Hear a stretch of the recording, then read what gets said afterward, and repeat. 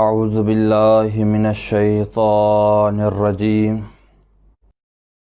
اللہ الرحمن الرحیم الحمد للہ رب العالمین الصلاۃ والسلام علی اشرف الانبیاء مرسلین ابی القاسم محمد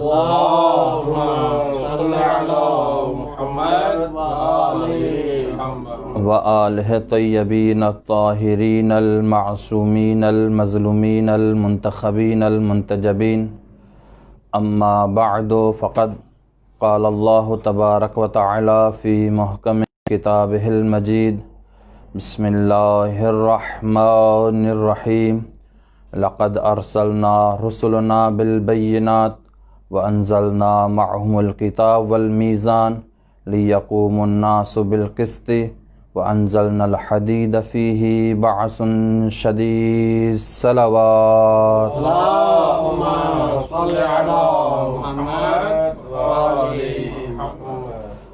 اللہ تبارک و تعالیٰ خان یہ دعا ہے تا ہی فرش ازا پانچ بارگاہ میں قبول تو منظور فرمائے. یا اللہ سانجا والدین جا صغیرہ کبیرہ گناہ معاف فرمائے. جیک مومن مریضن کے شفاء عاجلہ عطا فرما. جیک مومن سفر میں انہوں نے سفر بے خطر فرما. اسان جے بار ہیں آقا امام زمانہ جو ظہر میں تعجیل فرما. اسان جے کے بھی دوستان دعا جلا التجا کئی وئی ہے یا اللہ انہوں جی دلی نیک تمنا حاجت پور فرما. صلوات پڑھو محمد و آل محمد ذات. اللہم صل علی محمد وآلہ. عزیزان محترم قابل احترام منجا بھائیرو دوستو بزرگو جیئں تا ماں تہاں جے ساموں اللہ تبارک و تعالیٰ جے لاریب کتاب میں جہاں سورہ حدید جی ہک مشہور ऐं معروف آیت پڑھن جو شرف حاصل کیو ہے. اللہ تبارک و تعالیٰ ارشاد فرمائے تو پیو لقد ارسلنا رسلنا بالبینات ما رسولن کے موکلیم ہوڈاں کھاں تہاں جی طرف. لقد ارسلنا رسلنا بالبینات ما رسولن کے موکلیم یا اللہ چھا تھے موکلیو نہ بالبینات انہن کے ماں معجزو ڈئی کرے موکلیو. لقد ارسلنا رسلنا بالبینات وانزلنا معهم الکتاب والمیزان ऐं उन्हनि सां गॾोगॾु मां उन्हनि खे किताब बि ॾिनसि ऐं मीज़ान बि नाज़िल कयसि. या अल्लाह किताब बि नाज़िल कयो छो इन जे करे लियक़ूम الناس بالقسط ताकि इंसान अदल ते क़ाइमु रहनि ऐं ज़ालिम न बणनि. ऐं आयत जो जेको ॿियो हिसो आहे वअंज़लना الحديد فيه بعث شديد ऐं मां हदीद लोह खे नाज़िल कयसि. अची करे ख़ुदा जी बारगाह में पुछा कयूं या अल्लाह अॻु में चयो त मां रसूलनि खे मोकिलियुमि तवजो आहे साईं. मोकिलियुसि क़ुरान मोकिलियुसि मीज़ान मोकिलियुमि बाद में चओ त मां लोहो नाज़िल कयसि. इन लोहे जो रसूलनि सां मीज़ान सां क़ुरान सां कहिड़ो तालुक़ु आहे. शायदि आवाज़ ग़ैबी इहो ई अचे मां इन जे करे रसूलनि खे मोकिलियुमि मीज़ान मोकिलियुमि किताब मोकिलियुमि ऐं बाद में चयोसि मां हदीद लोहो नाज़िल कयसि. अगरि तव्हां रसूल ऐं क़ुरान जो चयो न मञींदव त अली जी ज़ुल्फ़कार तव्हांखे मंझराईंदे. अगरि तव्हां रसूलनि जो चयो न मञींदव त अली जी ज़ुल्फ़कार तव्हां खां चयो मंझराईंदे. सलवात पढ़ो मुहम्मद व आल मुहम्मद ज़ात.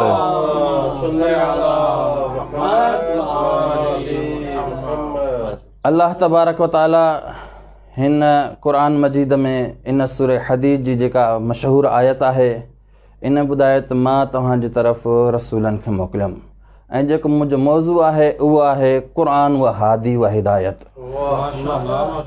इंशाअल्लाह जेके कुझु हादी आहिनि जंहिंजो अल्लाह तबारक व ताला ज़िक्र कयो आहे ऐं जॾहिं इहे क़ुरान ते अगरि असां नज़र कयूं त छो जो क़ुरान व हिदायत व हादी सभ खां पहिरियां असां क़ुरान ते ॾिसूं त क़ुरान आहे छा ऐं उन खां बाद में असां ॾिसंदासीं त हादी अल्लाह कहिड़ा कहिड़ा मोकिलिया. उन खां बाद ॾिसंदासीं त उन्हनि हादियुनि हिदायत कहिड़े तरीक़े सां कई. सलवात पढ़ो मुहम्मद वाले मुहम्मद ज़ात.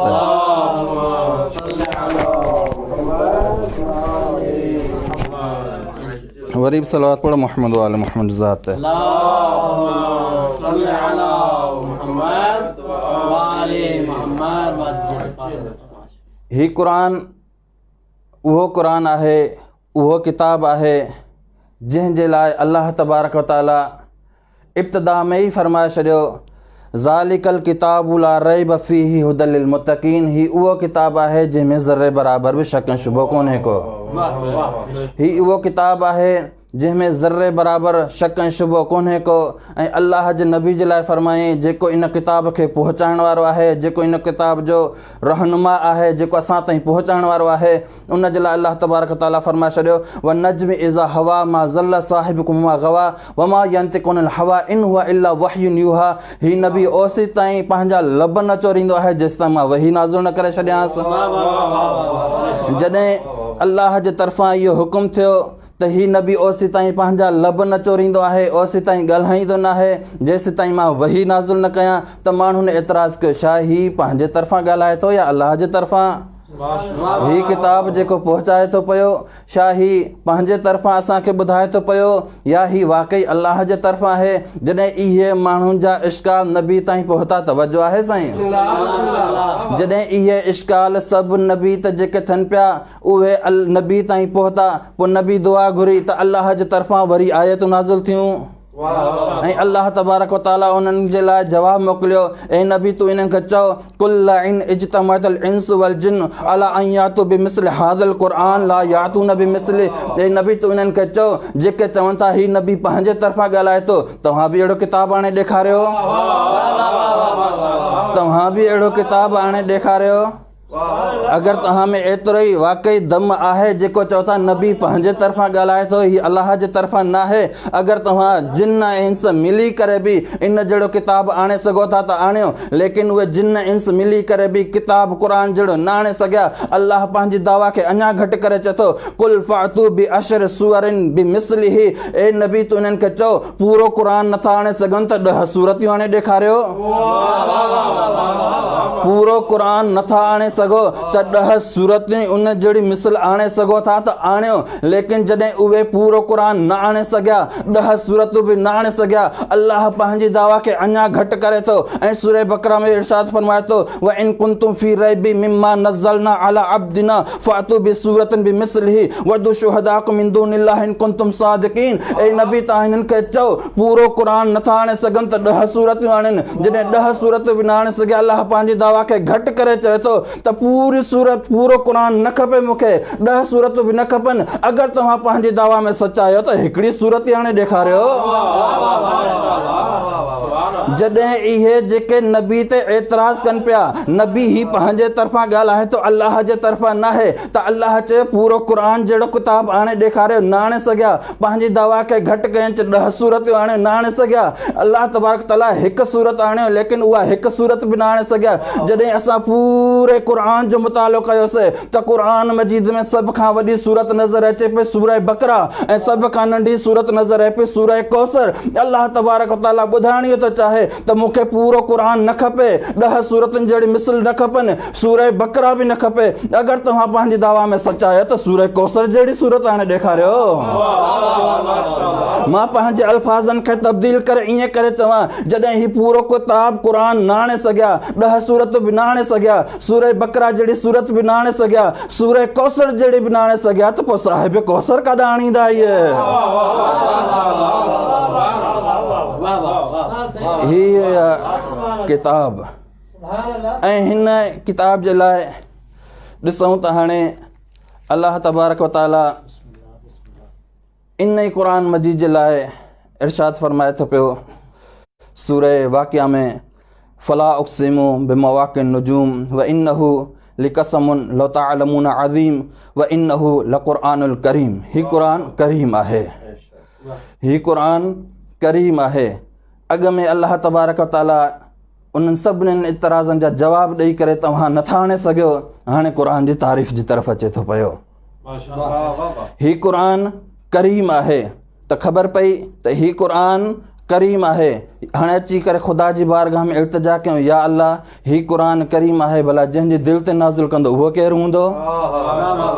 ही क़ुरान करीम आहे जंहिंजे दिल ते तव्हां नाज़िल कंदो उहो केरु हूंदो अल्लाह जी तरफ़ां आवाज़ ईंदी इन्नहु लक़ौलु रसूलिल करीम ही किताब क़ुरान करीम आहे ऐं जंहिंजी मां दिल ते नाज़िल कंदुसि उहो बि ॿियो कोई आम न उहो बि करीम हूंदो त मालूम थियो ही किताब आहे क़ुरान करीम ही रसूल आहे रसूल करीम या अल्लाह भला मोकिलण वारो केरु आहे त अल्लाह जे तरफ़ां आवाज़ ईंदी सूरह इन्फ़ितार में या अय्युहल इंसानु मा गर्रक बिरब्बिकल करीम मां रब करीम आहियां त मालूम थियो अल्लाह आहे रब करीम किताब खे मोकिलण वारो आहे करीम जेको खणी अचे थो पियो जंहिंजे दिल ते नाज़िल थिए थी उहो आहे करीम जेको किताब अचे थो उहो आहे करीम मां पंहिंजे अल्फाज़नि खे तब्दील करे चवां अल्लाह आहे रब करीम किताब आहे क़ुरान करीम रसूल आहे नबी करीम त नबी खां बाद में नबी जे मेंबर ते बि कोई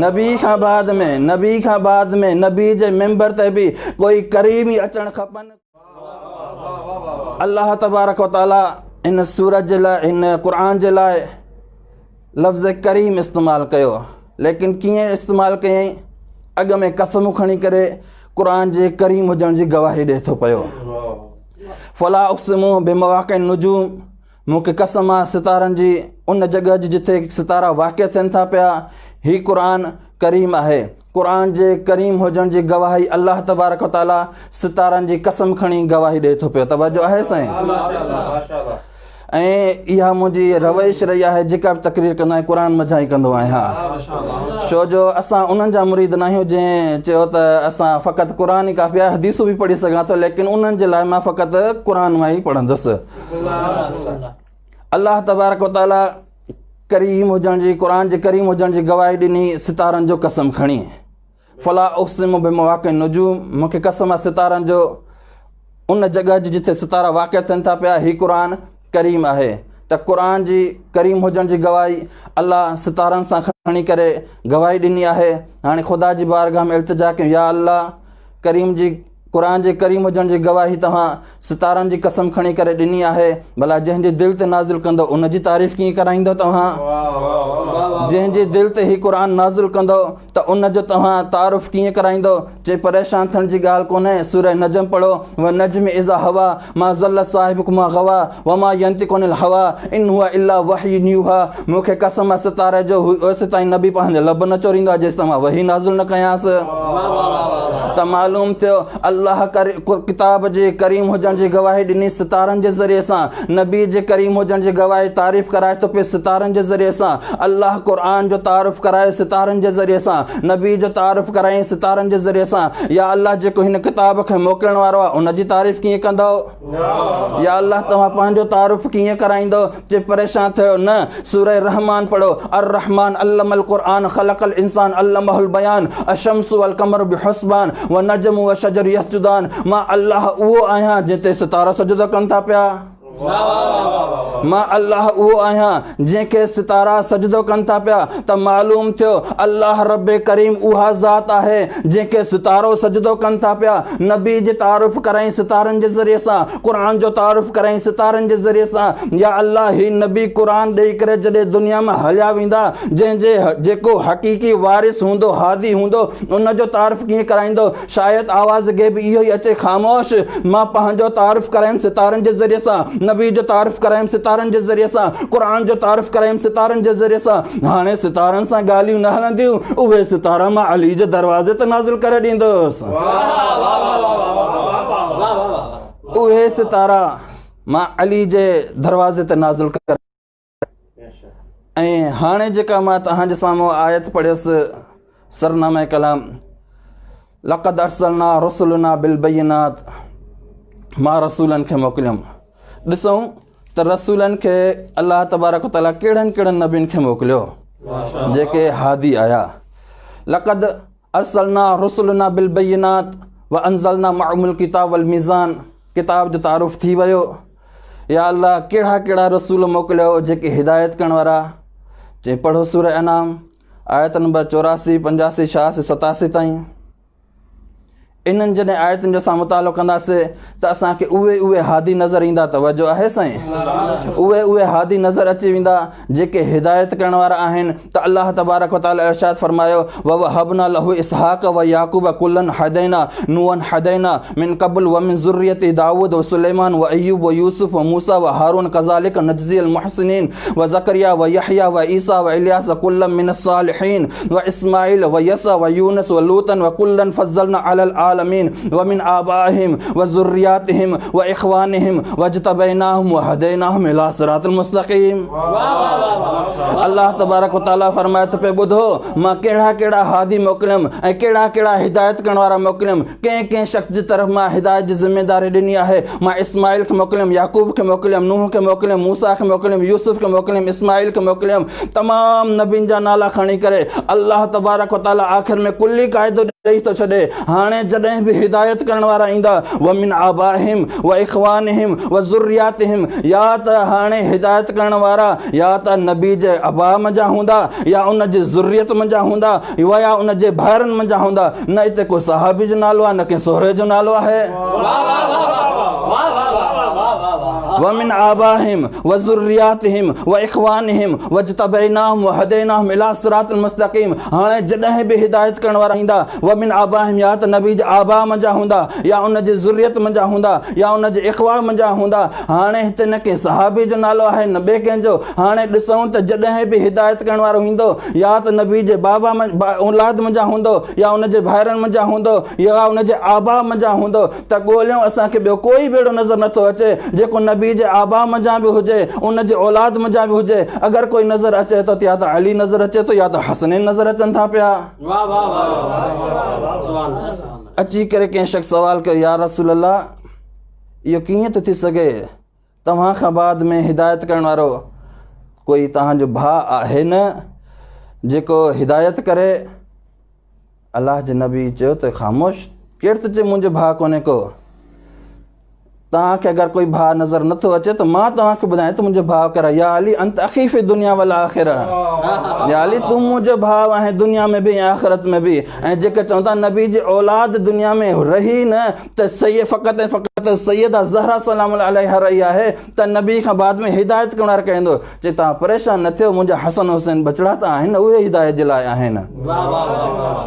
इन्हनि तमामु हादियुनि जा नाला अल्लाह तबारक व तआला क़ुरान मजीद में खयां।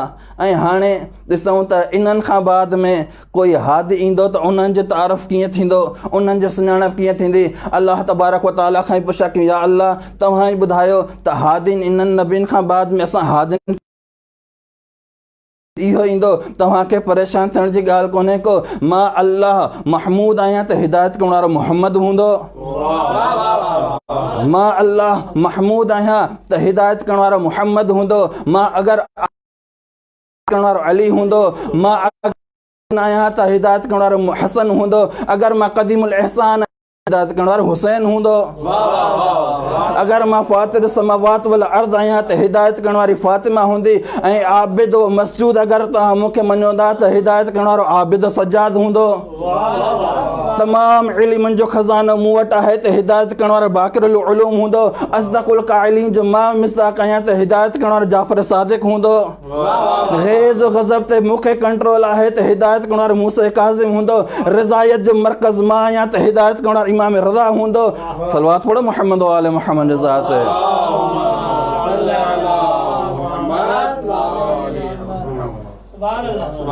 ही हुया हादी जेके क़ुरान मजीद में ऐं उन खां बाद ख़बर पइजी वई त ही हादी हुया। ऐं उन्हनि हादियुनि मंझां जेके जंहिंजा ही अयाम हलनि था पिया इमाम हुसैन अलैहिस्सलाम जा। अगरि ॾिसूं इमाम हुसैन अलैहिस्सलाम जी ज़िंदगी ते त इमाम हुसैन उहो इमाम आहे जंहिंजी ज़िंदगी त अगरि असां गौर कयूं, जहिड़े तरीक़े सां अक्सर ख़ुतबा ही पढ़ंदा आहिनि, त अगरि असां नबी जी ज़िंदगी त नज़र कयूं न, नबी जी नबूअत जो पहिरियों जुमिलो आहे क़ूलू ला इलाहा इल्लल्लाह। नबी जी नबूअत जो आख़िरी जुमिलो जेको अगरि ज़ाहिरी ॾिसूं त उहो हुयो त इन्नी तारिकुम फ़ीकुम सकलैन। इन्हनि जे दरमियान में नबूअत मुनासिर आहे। अहिड़े तरीक़े सां अगरि असां ॾिसूं त त इमाम हुसैन अलैहिस्सलाम जी ज़िंदगी दुनिया में अचण वक़्तु ऐं दुनिया में जंहिं टाइम माना करबला जे वाक़े खां बाद में इहे इमाम हुसैन जॾहिं शहीद थियनि था उन वक़्तु टोटल 2 जुमिला अगरि असां ॾिसूं त कहिड़ा था मिलनि, 2 वाक़िया ॾिसूं त कहिड़ा आहिनि, त असांखे 2 अहिड़ा वाक़िया मिलनि था पिया जेके ॿई हिदायत तरीन वाक़िया आहिनि। पहिरें वाक़ियो त इमाम हुसैन अलैहिस्सलाम दुनिया में आया, अचण खां फ़ौरन बाद अल्लाह तबारक व तआला मलाइकनि खे हुकुम ॾिनो, ए मलाइको तव्हां वञो, ए जिब्रील अकेलो न बल्कि 1000 कबीलनि जा सरदार वठी वञ ऐं हर हिकु कबीले जे हेठां 1000 फ़रिश्तो हुजे।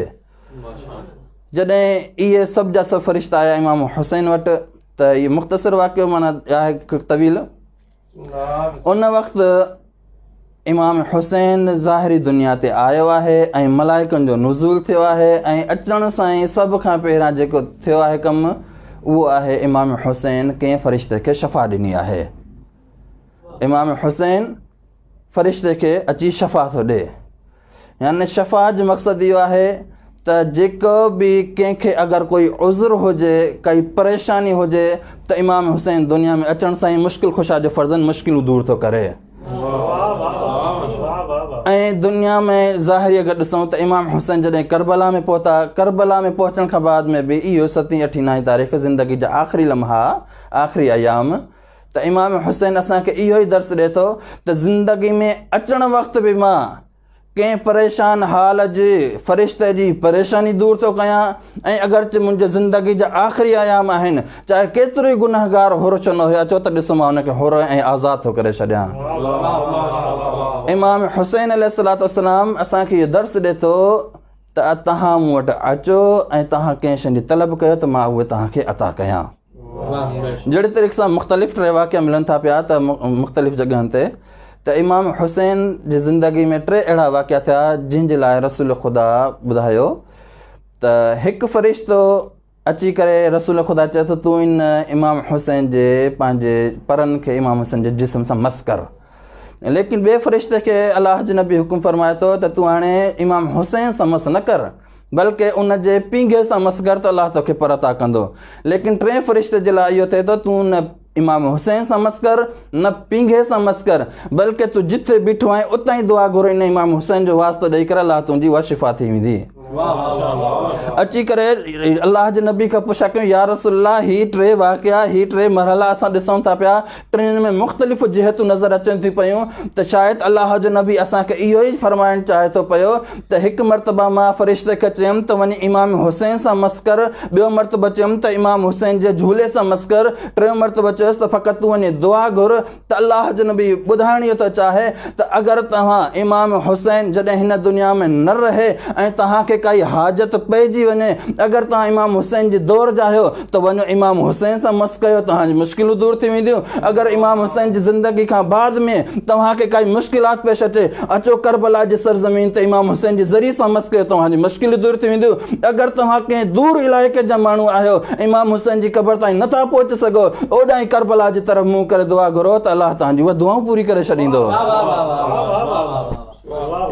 अलाह तव्हांजी उहे ई दुआऊं पूरी करे छॾींदो। ऐं अलाह जे नबी वरी फरमायो इन्नल हुसैन मिसबाहुल हुदा, इहो इमाम हुसैन जेको आहे हिदायत आहे, हिदायत जो चिराग बि आहे, व सफ़ीनत नजात, ऐं नजात जी कश्ती बि अथव।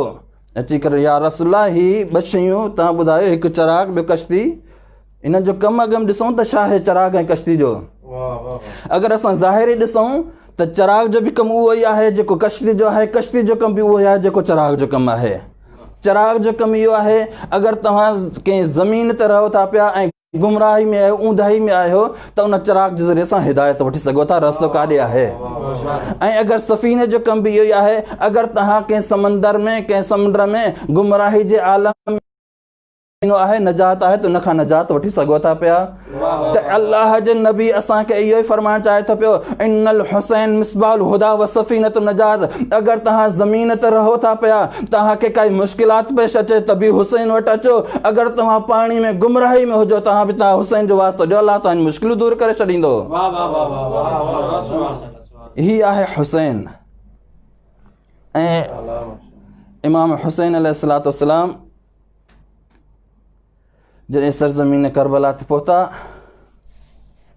पहुचण खां बाद मुख़्तलिफ़ 2 तारीख़ ते ख़ुतबा ॾिनई, वरी 7 ते पंहिंजे असहाबनि सां कुझु मुलाक़ात कई।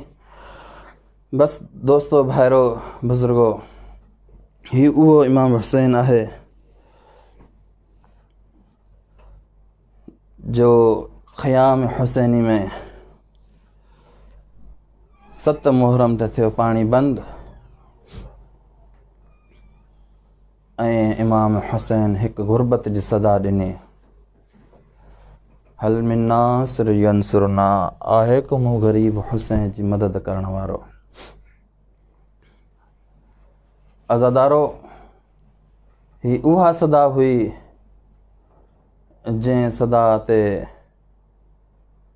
आसमान त मलाइका नाज़िल थिया ऐं अची करे नबी जे बचिड़े जे ख़िदमत में हाज़िर थिया, ए मौला हुसैन हुकुम कयो असां तव्हांजी मदद जे लाइ हाज़िर आहियूं। जन्नात आया, ए नबी जा बचिड़ा असांखे हुकुम कयो असां तव्हांजी मदद जे लाइ हाज़िर आहियूं। लेकिन अल्लाह जे नबी जे फ़र्ज़ंद इहो चयो तव्हां वापसि वञो। अज़ादारो, ही जॾहिं सदा बुलंद थी न, हल मिन नासिर यंसुरना, ख़याम में हिकिड़े अहिड़े तरीक़े सां ॿुधो जो उनखे सुकून ख़तम थी वियो ऐं पंहिंजे पाण खे पींगे खां किराए छॾियो। उन मासूम जो नालो आहे अली असगर ऐं उन जे अलक़ाब मज़ा आहे बाबुल हवाज। अगरि तव्हांखे का हाजत हुजे पंहिंजे दिलनि में जॻह ॾींदा। अज़ादारो, ही जनाब अली असगर जंहिं टाइम पंहिंजे झूले मां किरियो ऐं बीबियूं उन जे जॾहिं इर्द गिर्द जमा थियूं ऐं रोअण शुरू थियूं, त इमाम हुसैन हिकु मरतबा ख़याम जी तरफ़ मुतवजह थी करे इहो तसवुरु कयो हूंदो शायदि कंहिं प्यास जी वजह सां कोई ॿार हिन दुनिया मां हली वियो हूंदो, तंहिं करे बीबियुनि में कोहराम थियो आहे। अज़ादारो, जीअं इमाम हुसैन ख़याम जी तरफ़ वापसि आया न, पुछा कनि था छा माजरो आहे। हिते 2 रिवायतूं मिलनि थी पियूं त बीबी इमाम हुसैन जे साम्हूं आई ऐं जनाब अली असगर खे खणी आई आहे। हिकु रिवायत इहा मिले थी जीअं मौला हुसैन जनाब अली असगर खे बोसो ॾियणु चाहिनि था त ज़ालिम जो तीर हलियो आहे जेको अली असगर खे लॻो। लेकिन जेका ॿी रिवायत इहा आहे त इमाम हुसैन अली असगर खे तलब कयो आहे, ॾियो मां अली असगर खे पाणी पियारे अचां। जॾहिं जनाब अली असगर खे मौला हुसैन खणी करे ज़ालिमनि जे साम्हूं आयो आहे ऐं चवे थो पियो, ज़ालिमो तव्हांजी दुश्मनी मूं हुसैन सां आहे, तव्हां पाणी मूं ते बंदि कयो, लेकिन हे 3 ॾींहंनि जो प्यासो आहे, इन जी माउ जो खीरु सुकी वियो आहे, इनखे कुझु ढुक पाणी ॾियो। तव्हां बि साहिब औलाद आहियो, तव्हांखे ख़बर हूंदी 6 महीननि जो ॿारु कोई 1 गिलास पाणी न पीअंदो आहे, बल्कि माइरूं छा कंदियूं आहिनि, पाणीअ में आंगुर ॿोड़े करे नंढड़े जे वात में विझंदियूं आहिनि। मौला हुसैन अली असगर जे लाइ चंद कतरनि जे लाइ तलब कयो वियो, कुझु कतरा ॾियो मां अली असगर खे पियारियां। अज़ादारो, जीअं मौला हुसैन उन खां पाणी तलब कयो। हाणे हिते 2 रिवायतूं मिलनि थी पियूं। हिकु रिवायत इहा आहे त ज़ालिमनि छा चयो, ए मौला हुसैन तूं अली असगर जो बहानो करे पाण पाणी पीअणु चाहे थो पियो। रिवायत चवे थी पई हिकु मरतबा मौला हुसैन छा कयो, अली असगर खे पंहिंजे हथनि ते बुलंद करे चवे थो, अली असगर तूं बि फ़ख्र ईसा है, ईसा बि बचपन में ॻाल्हायो, तूं बि पाणी घुर। मौला हुसैन जी ये अल्फाज अली असगर जे लब चुरिया, आवाज़ निकितो अलअताश आहे प्यास। ॿी रिवायत इहा मिले थी त जनाब अली असगर खे जीअं ख़बर पई इमाम हुसैन जे लाइ चयो वञे थो, उन पाण खे लॻी अथई बहानो असगर जो करे थो। इमाम हुसैन छा कयो, करबला जी ज़मीन ते पंहिंजी अबा खे रखी करे अली असगर खे उन ते लेटायो आहे। त इमाम हुसैन जे फर्ज़न चयो अलअताश हाय प्यास। अज़ादारो, जीअं इहा सदा उन ज़ालिमनि ताईं पहुती न, उन्हनि जे फ़ौजनि में कोहराम बपा थी वियो ऐं ज़ालिम पाण में चवनि था इन 6 महीननि जो ॿारु आहे, इन जो कहिड़ो जुर्म आहे, इनखे त पाणी ॾिनो वञे। लेकिन उमर बिन साद चवे थो ए हुरमला तीर हला, असांजा फ़ौजी परेशान थी विया आहिनि। अज़ादारो रिवायत लिखे थी पई त हुरमला हिकिड़ो अहिड़ो तीर खयो जंहिं तीर में 3 फल हुया, उन्हनि फलनि ते ज़हर लॻल हुयो। अज़ादारो इहो तीर हलियो, मां चवां थो अली असगर खां वॾो त तीर हुयो उहो जेको वॾनि वॾनि जानवरनि जे लाइ इस्तेमालु थींदो आहे।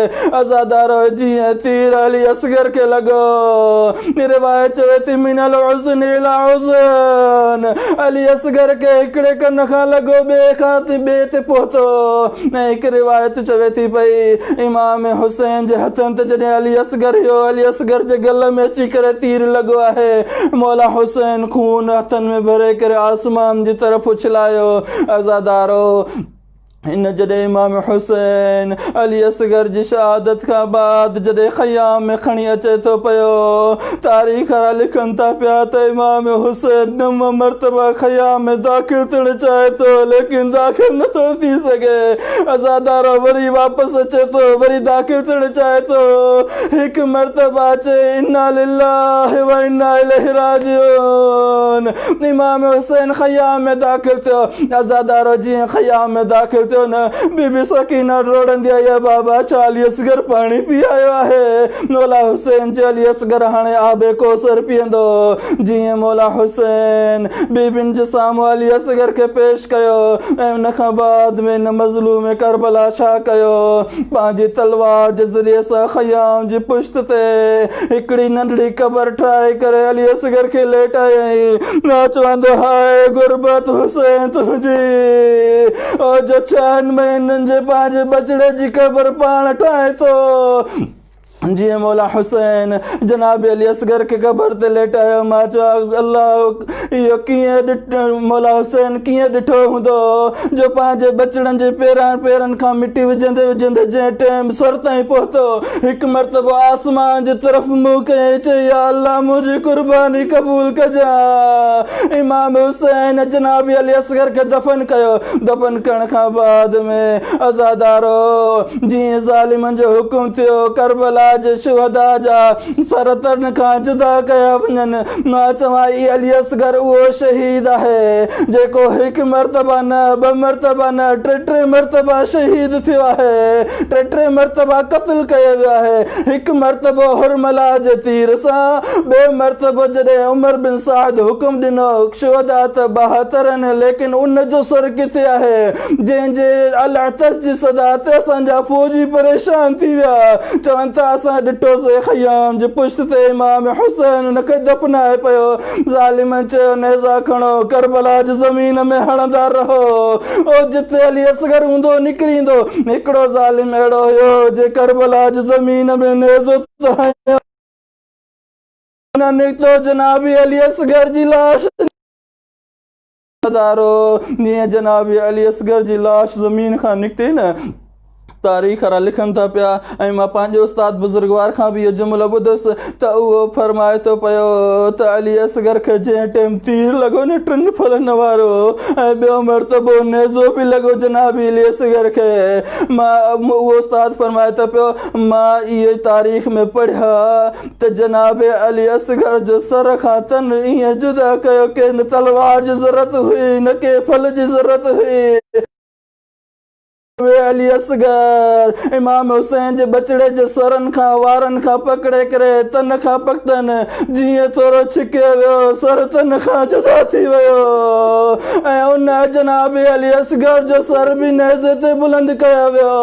आज़ादारो जॾहिं सर इमाम हुसैन जे बचड़े जो नेज़े ते सवार थियो न, थियण खां बाद में जॾहिं कूफो शाम जी बाज़ारनि में हलंदो रहियो, सभु चवनि था पिया असां मञूं था पिया علی اکبر بھی جنگ وڑی ہوندی حسین بھی جنگ وڑی ہوندی بن شہداء بھی جنگ وڑی ہوندی لیکن نچان مہینہ جبار کیڑی جنگ وڑی ان چھا ظلم کیا ہوندو فقط ظلم تے ایو تھیو تالیس فقط علی اصغر تے ایو گریو اللہ تاش پانی دو اللہ لعنت اللہ علیکم الظالمین وسيعلم الذين ظلموا أيها المنكرون